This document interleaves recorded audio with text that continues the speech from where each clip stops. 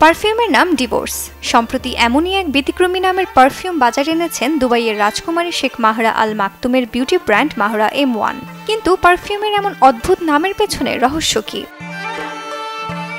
কিছুদিন আগেই এক ইনস্টাগ্রাম পোস্টের মাধ্যমে নিজের বিবাহ বিচ্ছেদের কথা জানিয়ে সামাজিক যোগাযোগ মাধ্যমে পোস্ট করেন মাহরা। প্রাক্তন স্বামীর বিরুদ্ধে পরকীয়া ও প্রতারণার অভিযোগও আনেন তিনি। বিচ্ছেদের পরপরই এমন নামের পারফিউম নিয়ে হাজির হয়ে রীতিমতো তাক লাগিয়ে দিয়েছেন এই রাজকন্যা। তবে এ নিয়ে নেটিজেনদের মাঝে দেখা গেছে মিশ্র প্রতিক্রিয়া।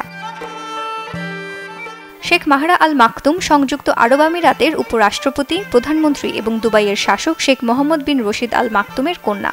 2023 সালের জুন মাসে মাহরা বিয়ে করেন শেখ মানা আল মাকতুমকে। তখন রাজকীয় এই বিয়ে হইচই ফেলে দেয় বিশ্বের ফ্যাশন অঙ্গনে। সুমাইয়া খুশবু, চ্যানেল 24।